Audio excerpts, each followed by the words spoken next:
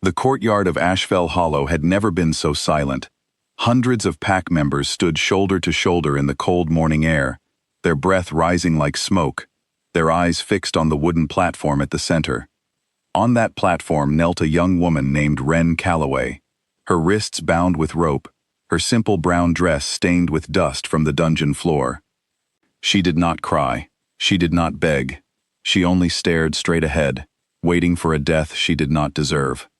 Above her, on a raised stone balcony, stood King Ronan Ashfell. He was tall and broad, with dark hair and eyes the color of storm clouds. His face showed no mercy, no doubt, no hesitation. To the people of his kingdom, he was known as a fair but unbending ruler. A king who had lost his younger brother to poison years ago and had never fully recovered from the grief. Today, he believed, that grief would finally be answered. 3 days earlier, guards had dragged Wren from her small home in the village of Millstone. She was a healer, known throughout the border towns for her gentle hands and her knowledge of herbs. She had never harmed a soul in her life. But someone had planted false letters in her house. Letters that seemed to prove she had poisoned Prince Dale, the king's beloved brother, 5 years before. The letters were clever forgeries, written in a hand that closely matched her own, filled with details only a guilty person should know. Wren had protested her innocence to anyone who would listen, but no one listened. The court moved quickly. Within 2 days, she was sentenced to death. Now, as the executioner's blade was carried forward on a velvet cushion, Wren closed her eyes and thought of her mother, long past, and of the quiet life she had built for herself, a life about to be taken for a crime she never committed. King Ronan descended from the balcony himself. It was unusual for a king to perform an execution personally, but this was no ordinary case. This was justice for his brother, and he intended to deliver it with his own hands. He walked across the platform, his boots heavy against the wood. The crowd parted their voices into silence. He lifted the blade from the cushion and studied Wren's face for a long moment. She did not look away from him, even now. "Do you have any final words?" he asked, his voice cold and flat.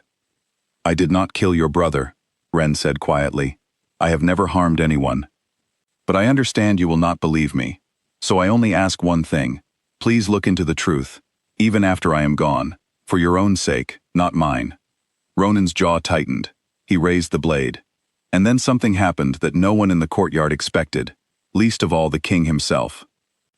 Deep within him, the wolf that lived beneath his skin, the ancient spirit bound to every lichen since birth, let out a low, powerful growl. It was not a growl of hunger or anger. It was a growl of warning, of desperation, the kind of sound a wolf makes when something precious is about to be lost forever. The growl rose up through Ronan's chest and escaped his throat before he could stop it, echoing across the silent courtyard. His hand, which had never once trembled in battle, shook violently. The blade stopped inches from Wren's neck. Gasps rippled through the crowd. A king's wolf never resisted its master's will unless the bond between them sensed something greater at work, something older than command, older than grief, older than the throne itself. Ronan staggered back, his breathing ragged. He looked down at his own hand, as if it belonged to a stranger. He had not chosen to stop. His wolf had stopped him. For a long moment, no one moved. Then Ronan lowered the blade completely and turned to his guards. "Take her to the castle," he said, his voice tight with confusion and something close to fear. "She will not be executed today." Murmurs spread through the courtyard as guards stepped forward to untie Wren's hands. She looked up at the king, as confused as everyone else, unsure whether this was mercy or simply a delay of the same fate. Ronan did not explain himself. He turned and walked back into the castle, his wolf still restless beneath his skin, pacing and whining in a way it had not done in years. That night, Ronan visited the castle's old seer, a wise woman named Maud who had served 3 generations of the Ashfell family. She sat by a small fire, her silver hair loose around her shoulders, and listened as the king described what had happened on the platform. "Your wolf recognized something in her," Maud said simply, stirring a pot of tea with a wooden spoon. "A bond does not lie, my king, even when the mind refuses to see it." "What bond?" Ronan asked. though part of him already feared the answer. The old stories speak of humans born with a gift, a soul that calms the wildness in a wolf's heart. It is rare, it is almost forgotten. But when a wolf finds such a soul, it does not let it go easily, no matter what the mind commands. Ronan sat in silence for a long time, staring into the fire. He did not want to believe it. He had built his reign on discipline and control, on never letting emotion cloud his judgment. But his wolf had defied him in front of his entire kingdom, and that was not something he could simply ignore. "I will keep her in the castle," he finally said, "not because I believe her innocent, but because I need to understand what happened today." Over the following weeks, Wren was given a small room in the castle, guarded, but not imprisoned in chains. She was allowed to move through certain parts of the grounds, and it did not take long before her skills became impossible to ignore. When a young soldier returned from patrol with a deep wound in his leg, the castle healers struggled to stop the bleeding. Wren, passing by with her guard, asked to help. Reluctantly, they allowed her, and within an hour, the wound was cleaned, stitched, and calmed with a poultice made from herbs she gathered herself.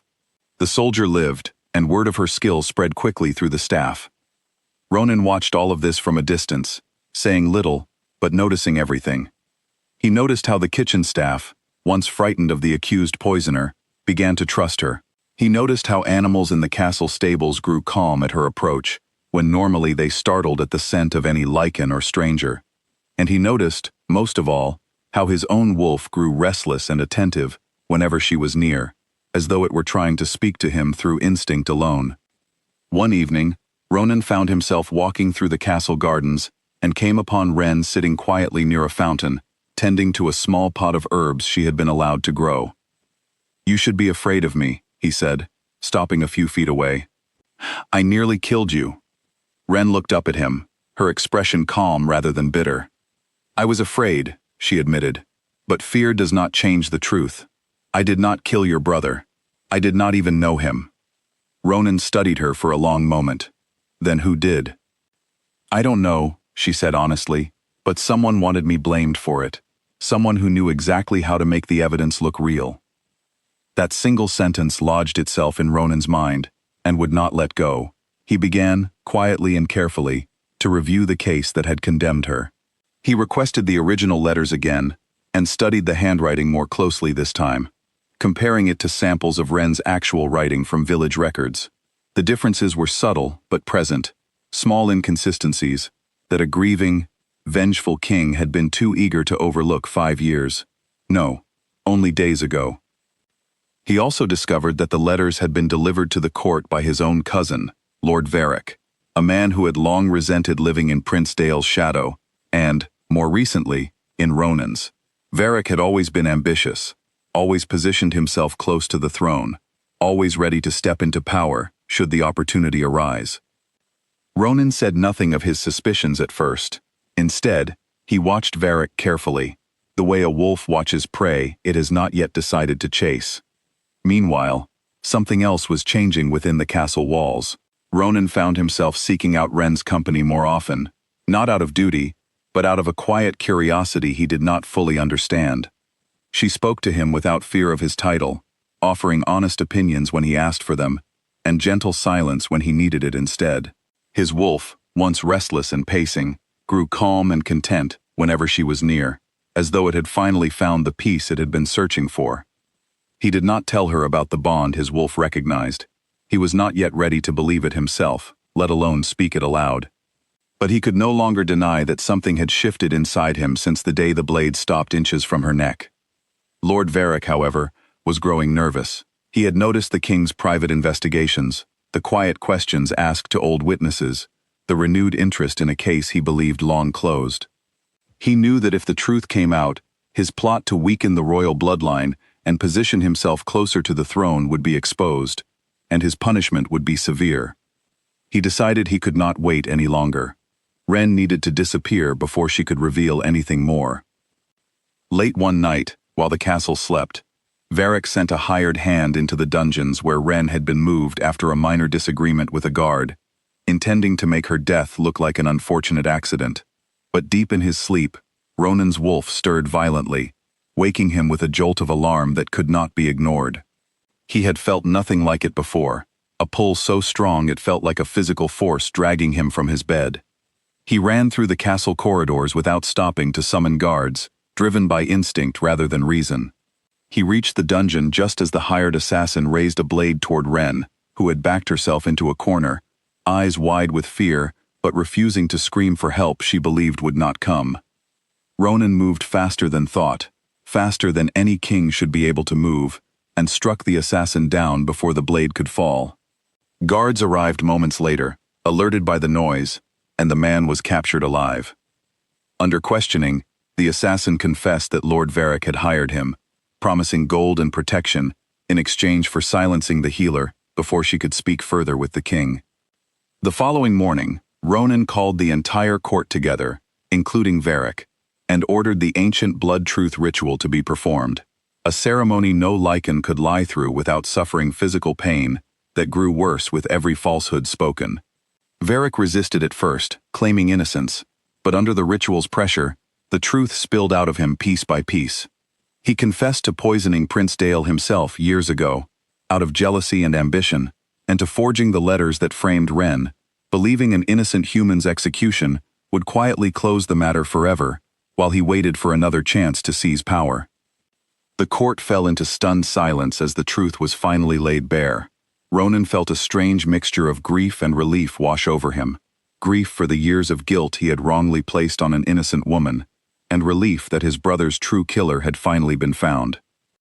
Varric was stripped of his title on the spot, and banished from the kingdom, sent into the feral wastes where no pack protection could reach him, a fate considered far worse than death among his people.